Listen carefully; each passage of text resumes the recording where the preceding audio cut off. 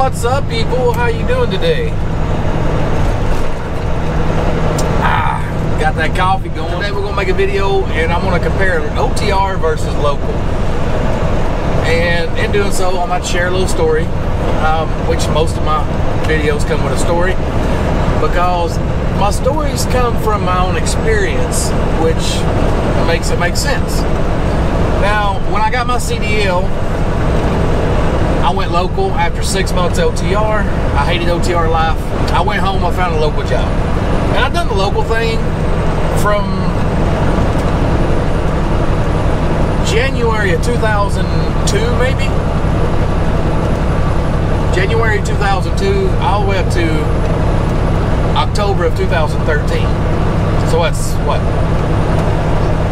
11 years? Almost 12 years? And when I was local, this is what I experienced. If you want a local job and you can make it by 40 hours a week and you're good with that, then a local is a pretty good deal. In my case, I wanted to make all the money, so 40 hours never was cutting it. I was usually putting down 60 hours, and that was usually in the course of 6 days of work, and that wasn't good. I'm getting ahead of myself. Now, if you can get a local job and all you need is 40 hours a week, say it's $20 an hour, $15 an hour, whatever it is, times that by 40, if that's good enough money for you to run and stay local, then I'm all for it. Especially if you can get a day job where you start like 8 in the morning, and by 4 or 5 o'clock in the afternoon you're going home. That's gravy. That's an awesome job. That's an awesome gig. But then again, like I said, me myself, it wouldn't work that way because my wife doesn't work. And back when my son was born, I told her, I said, you know, I will bust my butt where you don't have to work and you can stay home and be a full-time mom. So 40 hours wasn't going to cut it for me. So I never was able to do that. But if you can, being local, that'd be pretty sweet. The next thing that makes being local pretty sweet is if you can get a swing shift job. One of my favorite local jobs I ever had, which I still worked a lot of overtime, was I worked a B shift. And the way that B shift worked was I'd come in Sunday night at 7 and work till 7 in the morning. And I'd done that Sunday, Monday, and Tuesday, and every other Wednesday. So one week I'd work 36 hours, the following week I'd work 48 hours. I'd done that for about 3-4 years, loved it, had plenty of time off, and that was probably my most favorite time at home being a local guy. Because it's like I worked half a year, and I loved it. So that right there was pretty sweet. Now, if you could afford to do that, I would suggest it. I mean, who don't like 3 or 4 days off every other week that you're not working the long week? So that was always pretty cool. That was also back in my 20s. I was also in the motorcycle scene, and I was always sport biking, going to track days. Every weekend I was tearing up the mountain roads. So that right there was awesome as a local job. I left that job and went to another job. Actually, I got fired. The one job I've ever got fired from was that. I was newly single. Long story short, I lost my job. Only job I've ever been fired from. I was young, dumb, immature, living my best life. But it is what it is. And my next job I got, which was a blessing in disguise, because this was right at the economy crash. And at the end of 2006, in 2007, stuff started going awry, and my next job was in the poultry business, hauling feed. And if you know anything about poultry business or farming business, it's pretty much recession-proof. So when we went into the recession in 07, 08, I was in a good job. I was in a job where I was making $1,100, $1,200 a week. And my friends back at my previous job, they was cut down to like 30 hours a week. So that was a blessing in disguise. I love being fired. I've only been fired once, but like I said, I loved it. Because for the next couple years, I went from a job where I was struggling with overtime to hit $40,000 a year to making over $50,000 a year. But the problem that came with that was I worked a lot and I was working all the time. Most weeks I was working 6 days a week. And come on, kid, get out of my way. Now you're gonna hit the shoulder. I was working working 6 days a week, anywhere from 10 to 13 hours a day is what I was working. Which I had to punch out before, before 12 hours. But there was a lot of times that was commuting to and from work. I mean, I was racking up, sometimes 13, 14 hours a day, including that. But I was working 5-6 days a week, 6 days on the norm. And the thing I ran into was I was never away from home. And I really missed that B-shift job that I had, where I was working 3 days one week, 4 days the next, given I didn't do overtime. So I really missed that. So from 2007 up to 2013, that's what my local job consisted of. I was at that same job, and I worked all the time. Now, the shift that I worked there was Monday through Friday, and most of the time on Saturdays. Now, I worked second shift. Well, I'd say second shift. I went anywhere from 2 to 4 o'clock in the afternoon. I didn't have no set hours. I went in when the guy that drove the truck before me was done. So anywhere from 2 to 4 o'clock, I went to work. And from that point, I'd usually done anywhere from 1 to 4 o'clock in the morning. And then I'd go home. I'd do that Monday through Friday. I'd come in and work on a 6th day.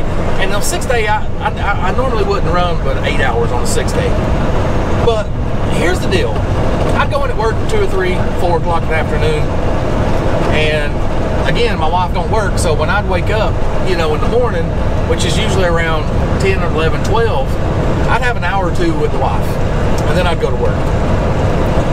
And then when Saturday would get here, I was usually working. Sunday would get here, I was tired from working all week, and then I would just rest and get up and do it again. So I didn't have really that much quality time at home. We didn't really have time to do anything. I was always working.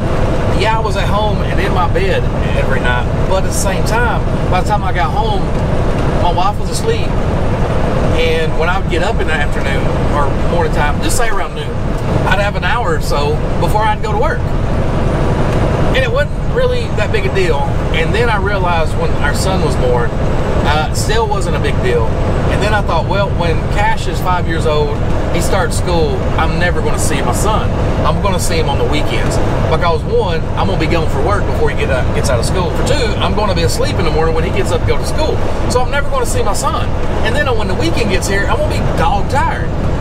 So it is what it is. It was what it was. But before he started school, I went OTR. And since being OTR, done right, OTR to me is a better gig. Done right. Now, you can't go OTR as a company guy and expect to do what I'm doing or what I want to talk about in this video. And you can't be a lease guy and expect to do what I want to talk about in this video. But since going OTR, I get more quality time at home. Now, the way I run my truck, I go out and I stay for 3 or 4 days sometimes. Sometimes I stay out for a week. Sometimes I stay out for 2 weeks. But at the same time, I'm usually at home for 3 or 4 days or a week or even 2 weeks. For example, through Christmas, I was home at Christmas all the way through the New Year. Shortly before that, I was home for 2 months. And that's something you just can't do as a company driver or as a lease driver. And the thing about the lease driver is, you guys, if you're not subscribed, subscribe. I'm going to make another video. I'm going to compare being a lease operator or full maintenance lease versus an owner-operator. I want to give you a video of differences about that. But done right, as a owner-operator, you can do what I'm talking about. You can be gone 3 or 4 days and be home for 3 or 4 days. Or you can stay gone for a week and be home for a week. You have a lot more flexibility in what you want to do, how much home time you want to be home, but done right. And done right is keeping your monthly obligations low. Low, low, low. Now, if you go out and buy a truck, if you got a $3,000 a month truck payment, it's going to be hard to do. If you got a $1,000 trailer payment, it's going to be hard to do because those high payments, they're going to force you to have to work more, and it's going to take away your ability to go home more. So you get what I'm saying there? So low obligation equals more home time. High obligation means more work time. So done right, you can get a lot more home time, and I assure you, OTR versus local, in my own experience, done right, the way I've done it, which I don't know if it's done right, it's just the way, I'm not a know-it-all, I'll be honest with you. Matter of fact, just being candid, I still don't know half of what I'm doing. I learn things as I get to it. I'll never cross a bridge until I get to it. So you thinking you got to know everything, don't let that deter you. Most of the stuff I'm still learning, because I promise you again, I'm not a know-it-all. Most of the stuff I don't even know how to do. Like, I ain't gonna go into that. But you gotta have courage. You gotta know what you want and go get it. And you gotta do it smart. And I'm not big on all the ins and outs of compliance and operations, all the paperwork stuff, but I am very efficient at getting paid. I think I ought to start calling myself I'm a get paid guy. Because, you know, you could go to some of these other channels and they'll tell you every nook and every cranny, every up and down to all paperwork. See, I don't know that. But what I do know, I know how to get paid. I know how to make money. So, let me say, again, you don't have to know it all. Y'all bear with me. Let me write this mileage down. See, like I'm old school. I still write down my IFTA mileage. I don't do it electronically. I'm old school.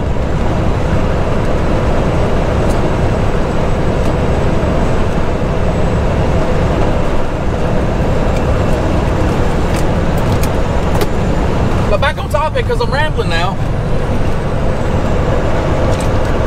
But back on topic now, because I'm rambling. OTR versus local. Done right, OTR as an owner-operator, you're going to get more quality home time with your family, with your kids. It's just a better fit for myself and a lot of guys that I've talked to from the channel and friends I've made along the way. They do the same thing, and it's just a better fit for us. Now, if you want to be OTR and expect to do that, you're not going to be able to do it as a company driver. I will stress again, or as a lease guy. The lease thing is just going to force you to have to work more, and it's just going to take more money out of your pocket, forcing you to put more mileage down, taking away home time. Anyways, guys, I'm sorry to ramble so much. And if you're still hanging around, you're awesome. And if you like the video, give it a like. If you're not subscribed, consider subscribing. I put videos out on the regular, all things trucking. See you, bye.